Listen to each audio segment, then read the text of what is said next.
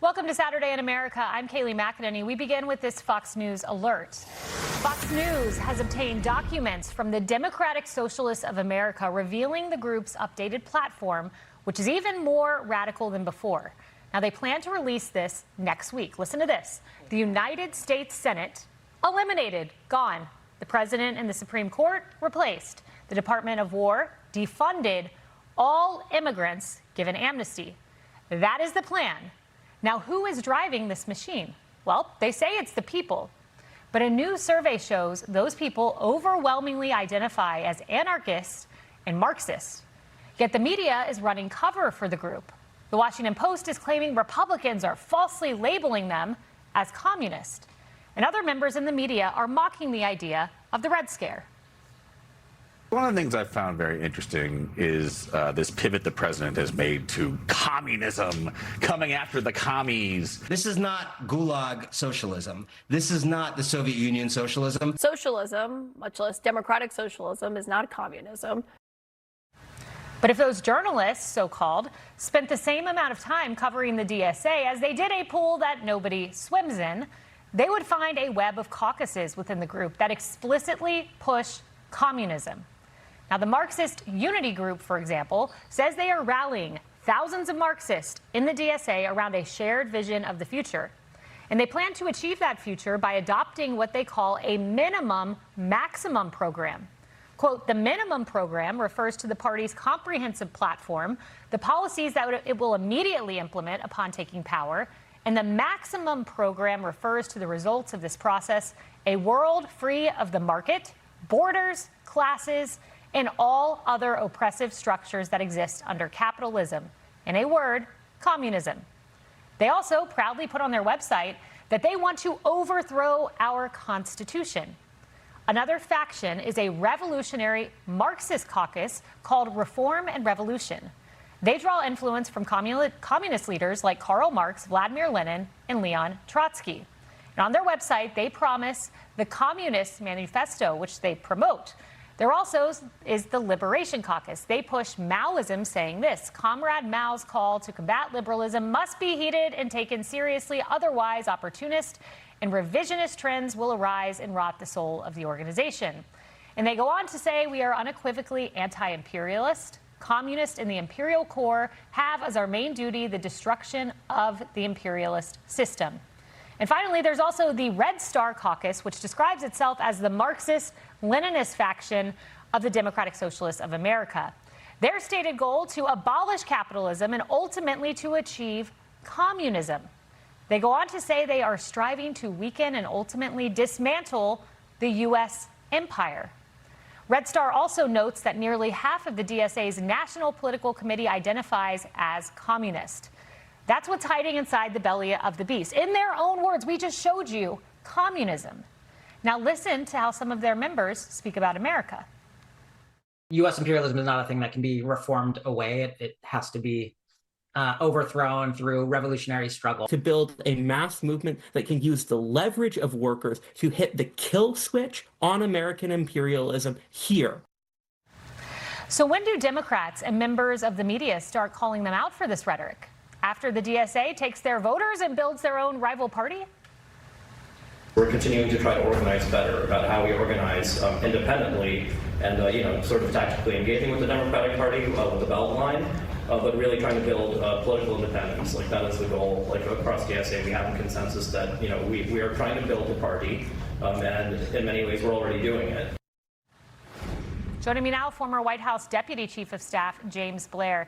James, this is what you're up against in the midterms, and we keep hearing it's a New York problem, except here we go. There are DSA candidates in Missouri, Michigan, Wisconsin, Florida, New Hampshire. So what is your plan to defeat these radicals?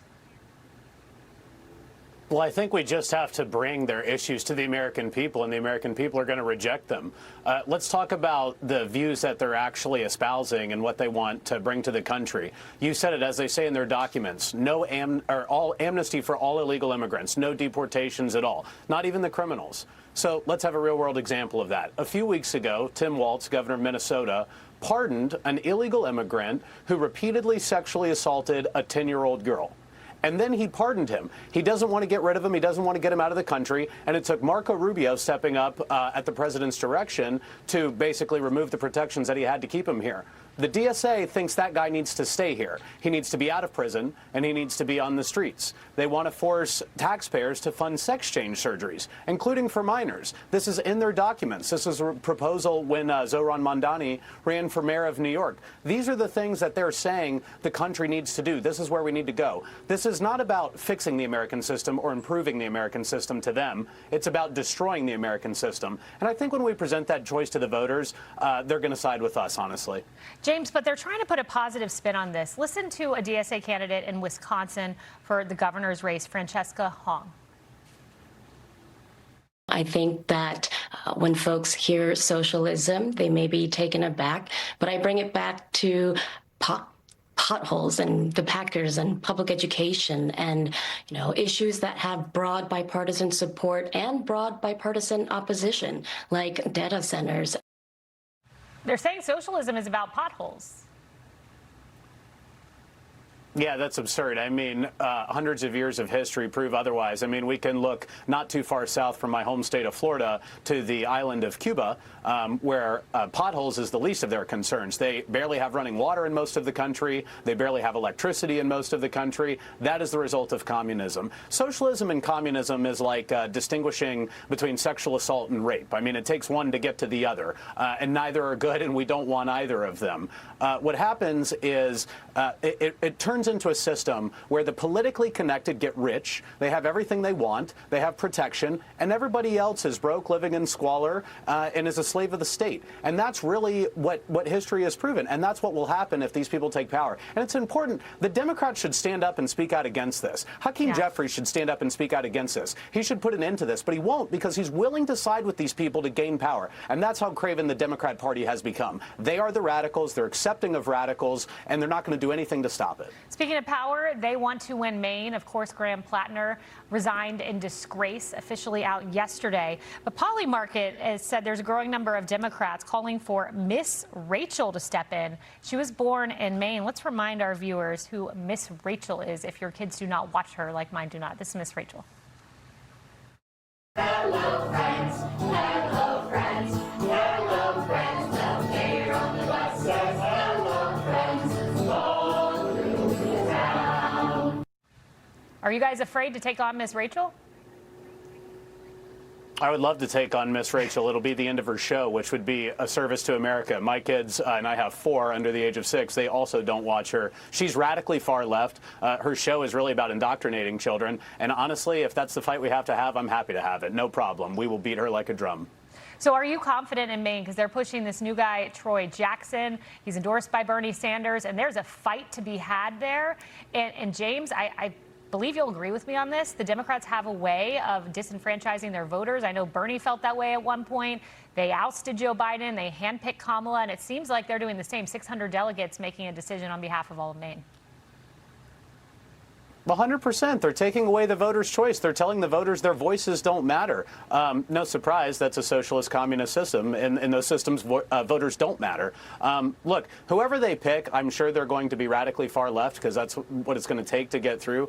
Susan Collins is a good campaigner. She's got a long history of there. And ultimately, I think she's going to emerge victorious regardless of who steps in. James Blair, thank you very much. Be sure to like and subscribe for all the Fox News latest on YouTube and catch full shows streaming now on Fox One.